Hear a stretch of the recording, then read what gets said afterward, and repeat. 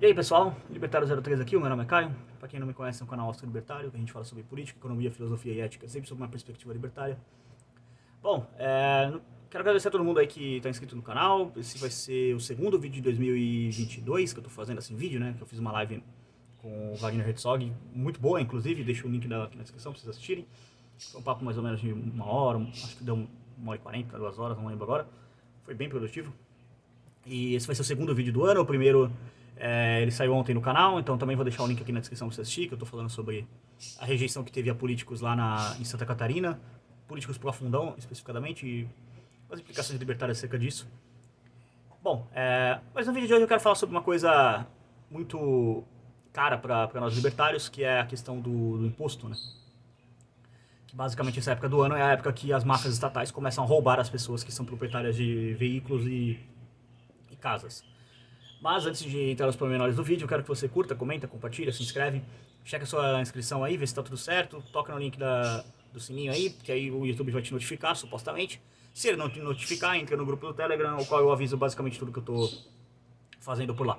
E aí você consegue ter acesso às redes sociais, segue no Getter também, que eu aviso bastante, é a rede que eu tô mais ativo no momento. E, enfim, vamos lá falar sobre a questão.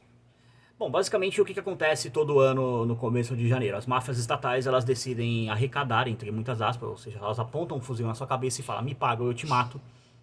E elas decidem arrecadar impostos através de IPTU, IPT, e IPVA. Caso você não seja do Brasil, basicamente, presumindo que alguém fora do Brasil venha assistir esse vídeo eventualmente, IPTU nada mais é sobre imposto sobre propriedade de terrenos urbanos, ou seja, o Estado, na prática, ele presume que ele é dono de todo o território, mesmo que você tenha comprado a sua casa de um particular, de uma pessoa privada, ele ainda assim presume que ele é dono da terra, que ele está te dando uma concessão sobre o uso da terra. Ele não está te dando uma propriedade, está te dando uma concessão, é outra coisa. Ou seja, a qualquer momento, se você não pagar esse maldito imposto, o governo pode simplesmente roubar a sua casa, a palavra certa é essa. Ele fala, vai para leilão, para penhora. Não, ele vai roubar a sua casa, ele vai tirar você da sua casa, ele vai pegar suas coisas, vai jogar você na rua, através de violência, de força, tomar a sua casa, porque você não pagou a contribuição que ele fala. Isso não é uma contribuição, o nome disso é assalto, é roubo. Por isso que eu falo que imposto é roubo. No fundo, o imposto tem uma arma apontada na sua cabeça, um sociopata mandando um outro sociopata fardado atirar em você se você não obedecer a ordem dele, que é eu vou roubar você, e você cala a boca e obedece, porque aquele cara tem uma arma na sua cabeça e você não tem nenhuma arma, porque inclusive lei do desarmamento. Eu tirei as armas da sua mão porque você tem que ser um trouxa, otário, desarmado, que aí eu mando em você e você cala a boca e obedece. É basicamente isso que é um imposto. É você cala a boca e obedece, e desarmado, que aí você não tem como se defender da violência. O IPVA é a exata mesma merda. É você ter uma propriedade sobre um veículo automotor, ou seja, carro, moto, caminhão. Eu não sei se avião e lancha devem entrar, mas enfim, tem motor, deve entrar também, provavelmente.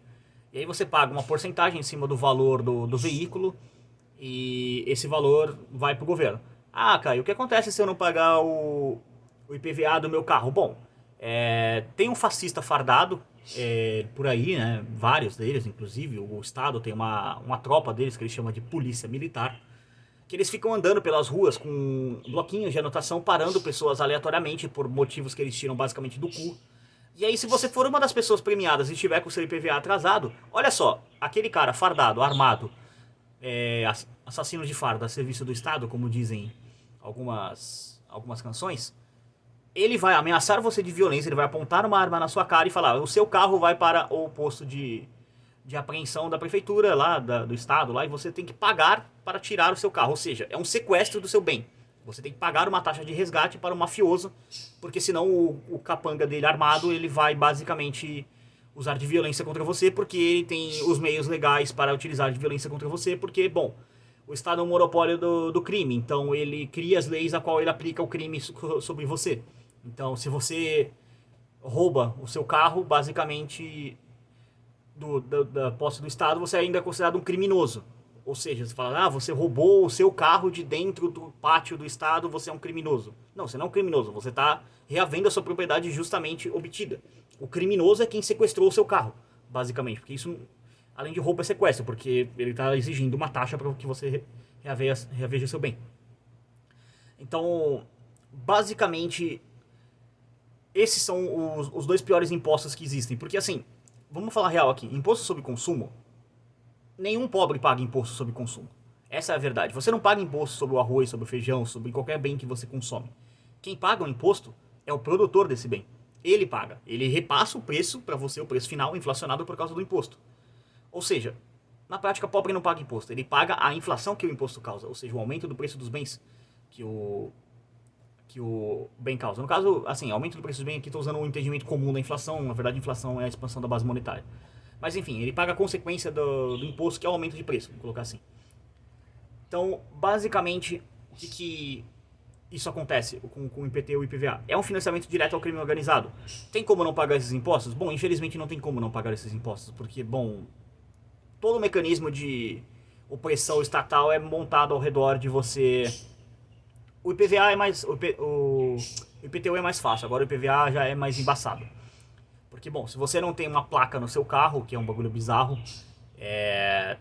você não tem uma identificação. Se você circular sem placa, automaticamente, sabe aquele fascista fardado que fica andando por aí? Com uma arma na cintura? Então, ele vai parar você e falar: Ei, amigão, por que você não tem placa no seu carro? É, que ele não está registrado. Aí você vai preso, basicamente.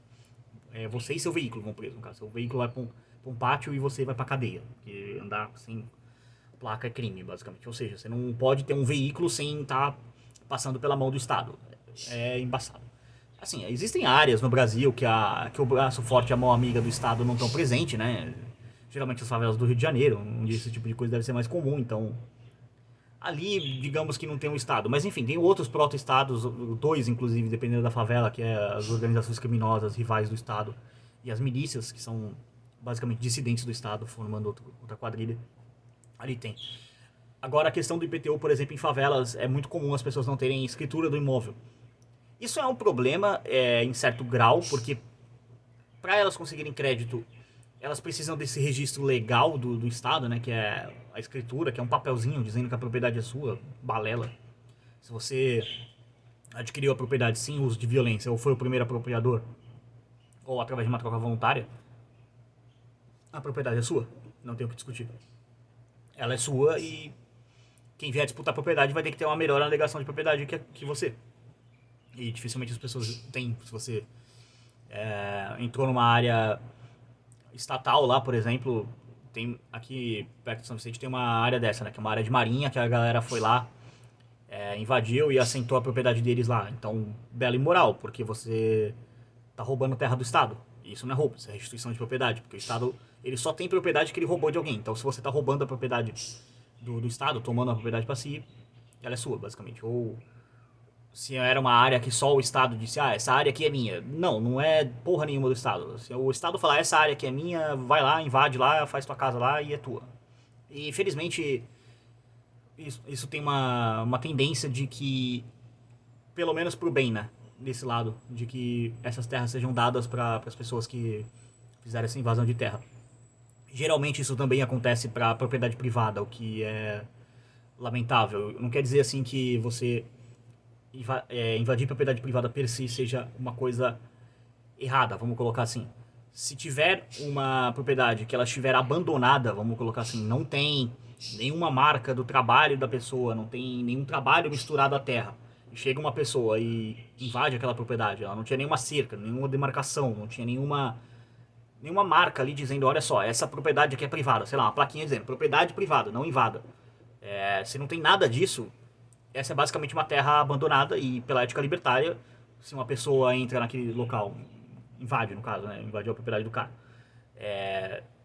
faz a casa dela lá, ela misturou o trabalho à terra, aquela terra agora é dela. A pessoa anterior, bom, ela não defendeu a propriedade privada, porque propriedade privada pra gente libertário é o que você usa e delimita. E defende, no caso. Então, basicamente assim, se você tem um terreno, sei lá no Piauí, você mora sei lá, no Mato Grosso do Sul, um estado muito longe, e você basicamente negligencia completamente aquele terreno e deixa ele abandonado, todo cheio de mato, sem cerca, sem nenhuma delimitação de propriedade, nada, se você for lá pro Piauí depois, sei lá, 2 anos lá e chegar e tiver uma família morando lá, cara, você não pode alegar que a propriedade é sua. Você basicamente perdeu ela por abandono. Então, não quer dizer que inerentemente invadir uma propriedade para nós libertários seja algo inerentemente errado. Depende se a propriedade estava sendo usada, delimitada e defendida. Se ela não atendia esses 3 requisitos, invadir uma propriedade privada é belo e moral. No caso, se você faz um homesteading reverso. No caso, você pega a propriedade para você, a pessoa que invadiu. Então é isso que tem acontecido em terras que têm sido invadidas pelo governo. O governo rouba essa propriedade e as pessoas, quando invadem de volta a terra do governo, basicamente estão pegando propriedade para elas. Dessa forma, essas pessoas geralmente não têm escritura do governo, então elas conseguem dar uma dibrada nessa questão de pagar esse maldito imposto, então é uma forma, só que também tem um lado negativo disso.